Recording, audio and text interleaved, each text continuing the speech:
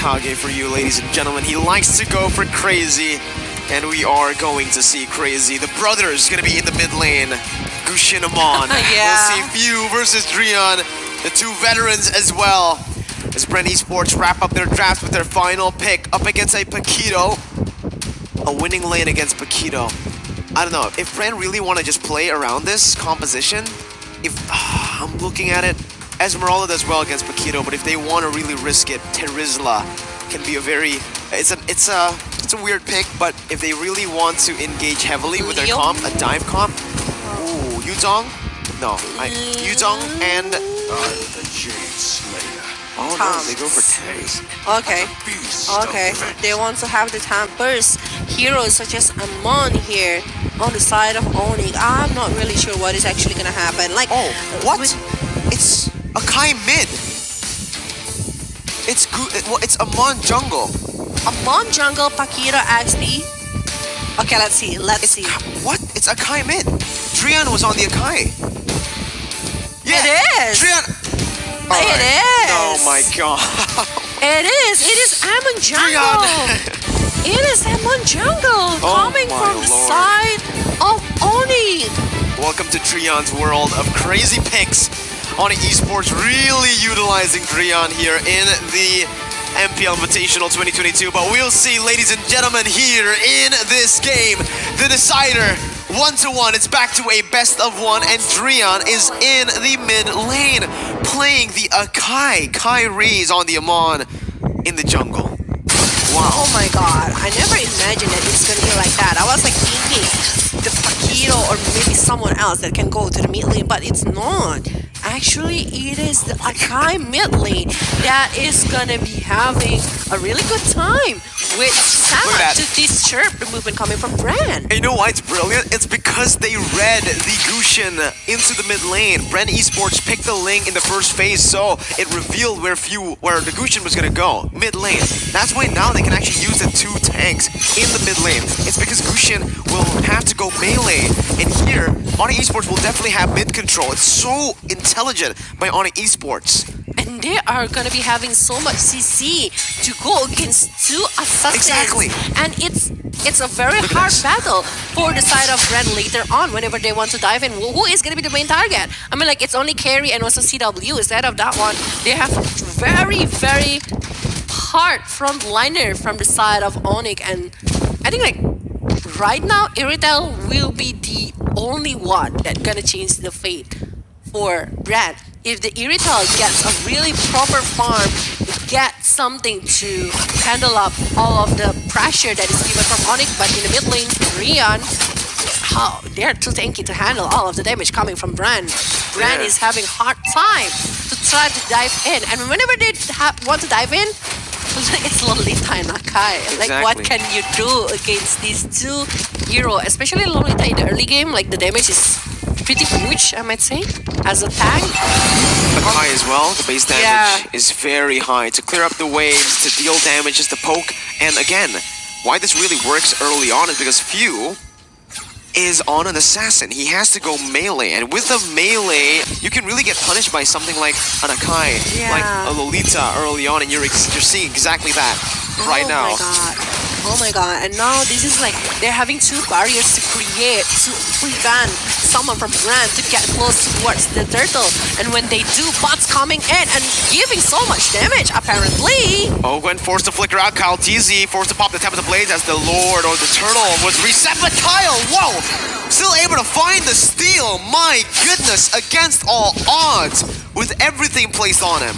Because he is using the Demon Slayer, I think, no, it's no longer like that. But, oh my god, the movement that is given by Bren, the aggressiveness coming from the lane towards the turtle. I mean, like, I thought they are not gonna be easy to do that, since like the frontliner coming from Onic is just like too much to be handled. But again, if the lane gets the snowball that he needs, he can easily jump to the backline to jump into CW, which is the damage dealer using the Tempest of Blade later. And I think the item for lane needs to be all damage rather than going for the defense movement right here. But Boots. Engage Boots in a 2v1, actually winning it for now. Flickering out of the damage as well from Few. That was Petrified popped in. That was so well played by Boots to get out of that. But Calteezy now is in the mid lane taking in the gold as Drion actually shoved it in. Bren Esports still doing very well in the early stage. Again, holding on to that gold lead, but Calteezy is going to be stunned up. And the shard's not connecting because Kyle has the tempo blades, but Drion is looking for the pin down. Ogwen is the one who gets caught. Ogwen falls. Kyrie picks up first blood. Looking to steal the purple buff now as Few jumps in with the damage, but will be stunned up. Kyle does not get the purple buff. It's Kyrie with a double and the purple steal. Oh my god, 2 kills on the hand of this carry using the Amon. And I think like the rotation that is being brought by Boots is just helping Onic to control the mid lane and also the top lane at the same time. Like they are not losing so much in terms of the condition. I felt like there is some movement that can be brought by the Tamus to try to push back the position of Boots to get back to the laning, but it's not.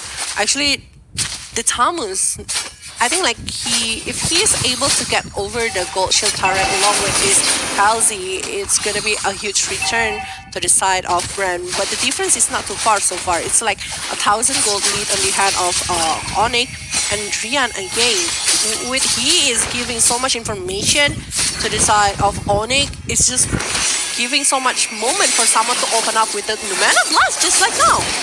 And the heavy spin. Ogwen going to be taken down. That's the turtle taken away by CW, not Kyrie. So Kyrie missing both of the retributions here in the first turtle and the second. But luckily this time it's CW who picks up the turtle, so it's something that it's still alright. You know, it's your gold laner. If you give that turtle buff over to her, it's still not bad at all. He has the BOD now, so it's also giving Beatrix a bit more of a better time to get to those item power spikes. No, Super Marco. I think like Super Marco really needs the Windtalker along with the Berserker's Fury to give later more attack speed. And Adam Puzzle Plate being opened up by Calci and Few almost get caught.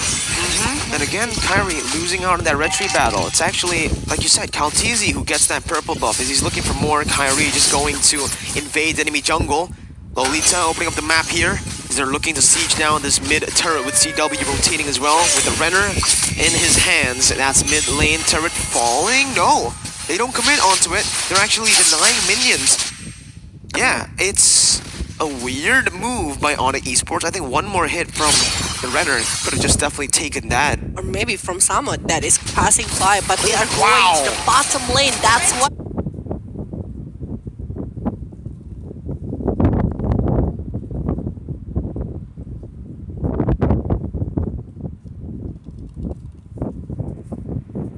They are not focused into the mid lane. They want to get something, but in top lane also something in exchange. Kyrie with the end of charge as well. That's a double for Kyrie. Man, good calculation on the Amon. He just used his abilities for the kill on to Few, and then the endless charge fully stacked to Flap TZ. Onic Esports, good conversion down below. Calteezy though stealing that gold buff and getting out. Yeah. The level difference is quite huge right now from Calteezy along with Kyrie. 1 level gap, and Kyrie already collecting 4-point kills. Well, for Calteezy, unable even to secure an assist because so far Bren only got 1 point in the hand of Few after in the battle in the purple buff. But aside of that one, like Onic, it's very hard to actually pick off somebody because the main target that they can go for is actually Amon or maybe CW, but no Mana Blast again to try to control over the purple buff. Who will got it? That's the question. Calteezy gets it, but he will be taken down, so it does not matter. This oppression by the 2 tanks, the 2 roamers. What a brilliant pick by Onic Esports in the end here. They're able to push in this mid lane right now as Bren Esports are looking to defend, but they will have to use so many resources to do so. Meanwhile, CW on this Beatrix can just chunk that turret slowly but surely, clearing out the waves as well with the ultimate and going back to Nibiru. Oh, ho, ho, ho. Onic just giving so much pressure and already securing 4 turrets right now. They might be going for more. They play objectively. So far, with CW right now with the Malefic Lord, it will be another penetration coming. And the lowest level, it's coming from Samot, where we see that actually rest of the players coming from Bren, trying to catch up the level gap coming from Bren and also Onic. But the farm, they have been limited over the farm here. The jungle, it's been taken by the side of Onic. They tried to scrapping out a lot, but it's very hard when they are sticking 5 together, trying to get over the gold. But all of the pressures from the side of Onic just hunt them down one by one. And Drian, again, he's giving so much information to open up the map here, while for Samot, he just needs to be the setup hero in the back using the Numenon Blast. So let the rest of the players from Onic to finish him. Oh, Flap gonna be caught there. That's the vengeance as well. Kyrie is still able to dash away right now, but will be caught as well. Kyrie still surviving with 1 HP. Fueling with a kill.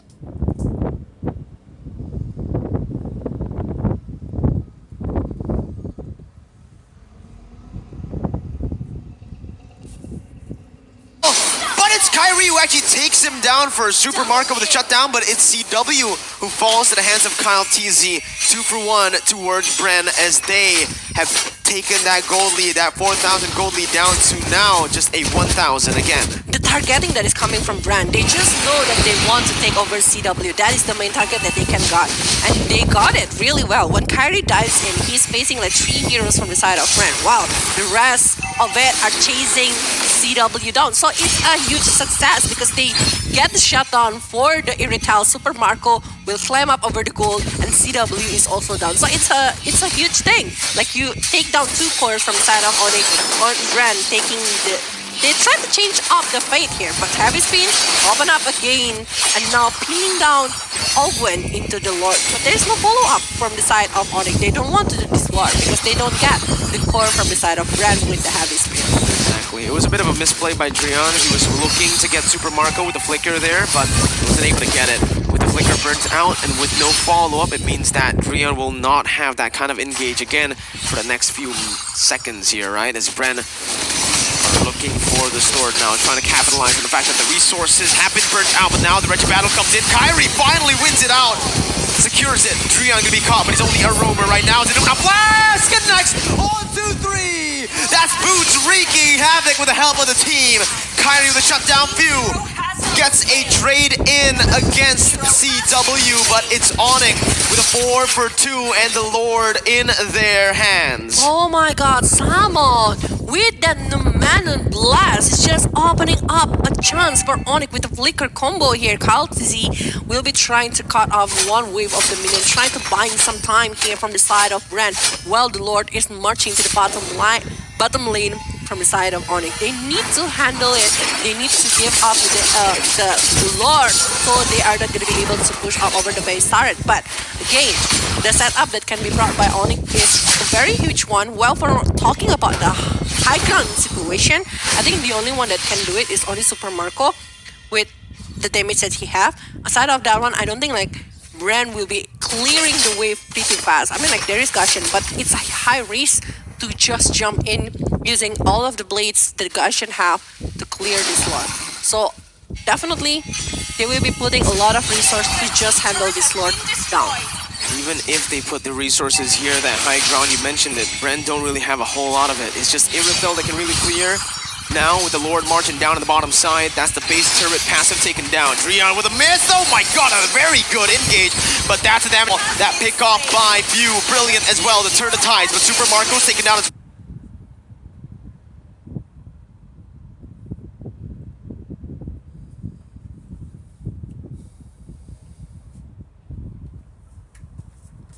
well. It's a 1 for 1 as Samo pops in the Numenon Blast. Onic Esports not able to find that base turret now, and it will be, in my opinion, worth it for Bren. It was an equal trade. Yeah, taking Super Marco in exchange of CW. The CW, he always the main target, because back again, there's no one else that they can try to hunt down the side of that one. And Kyle DZ again doing a really good job with cutting all of the minion, with giving the lane for Bren the chance for them to breathe again, to give more time for this Irithel to catch up with the difference. But Rian almost stealing over the purple buff right here, but Kyrie needs to run from this kind of condition and the heavy spin. Yeah, lost open down. Few missing. CW flickering out with 1 HP. Gets the outplay onto Few, but it's a 2-0 again towards Onic Esports as they're looking for more. Samuel looking for the stun onto Kyle TZ, but Kyle gets the purple, gets out. Onic are looking for one straight push into the mid lane right now with the base turret passive taken down earlier. This can be a turret over to Onic Esports. CW not here. That means Onic will not have enough damage to actually look for the siege. Kyle looking desperately to get in. Jumps in. Super Marco completes the win of nature. But it's just Onic Esports backing off. Disciplined gameplay as they look for the enhanced lore.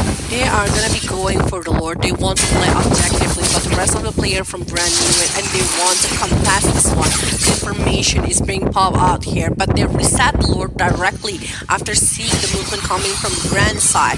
We see that actually this Erika has grown and grown more painfully to the late game, and he is having so much damage on his hand. So I think like how to see right now just needs to do something about the split push. Well, we see that Wood's actually doing the same thing like the lane down.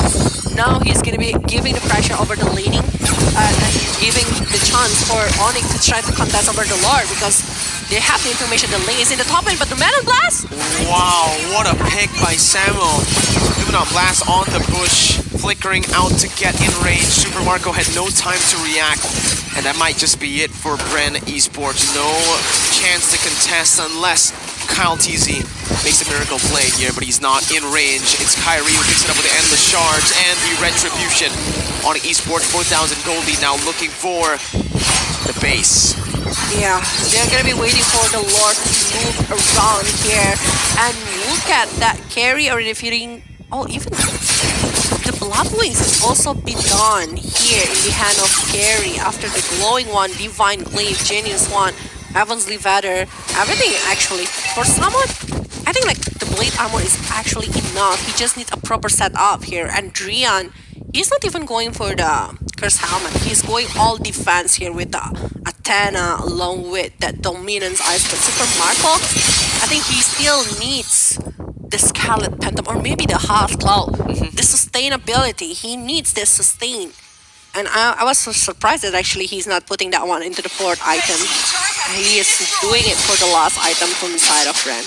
Let's see, bottom side marching down. That's base turret number 1 taken out. Bren Esports looking for the clear in the mid lane. CW just clearing it out again, shoving it back to Bren. Kyle TZ was trying his best to micromanage top side, but was chunked by Boot. Bottom side, Lord now still marching down. Mid lane to be taken down, and these are the two waves that Onic Esports want to play with, mid and top side. Onic can rotate again towards that top side now with Bren Esports having no base turrets left. They're gonna have to micromanage it again. Flap TZ opening it up in the fight, but Onic Esports with the disengage. Flap TZ looking for another opening, but will not get it. Magic Sentry even popped in just to get some vision down on the other Onic members, but it's just 3 base turrets taken out for nothing. No trades available for Bren. They're not going for any war so far from the side of Onic, despite they're having a really good hero to do so because they do know that the damage can be very huge, but Boots. Wow, good movement by Boots. He baits out a whole lot of abilities. Flap TZ gonna be pinned down. Ogwen falling to the hands of not just yet, but there's the snipe from CW. Flap running away now with a one-man disadvantage. Onic are gonna try to look for the end, perhaps. It's still a huge possibility, but Super Marco is still there. That is the main damage dealer, the one who can clear all of the wave here from the side of Red. But the Mana Blast, another setup for the side of Onic, and Super Marco is done. Easy to be over for the side of Onic, from the side of Red. Exactly, a triple kill towards CW, a wipe out for Onic Esports. A sorry uwu to add salt to the wound from Onic as they knock Bren Esports out of MPL Invitational 2022 and they break the champion curse.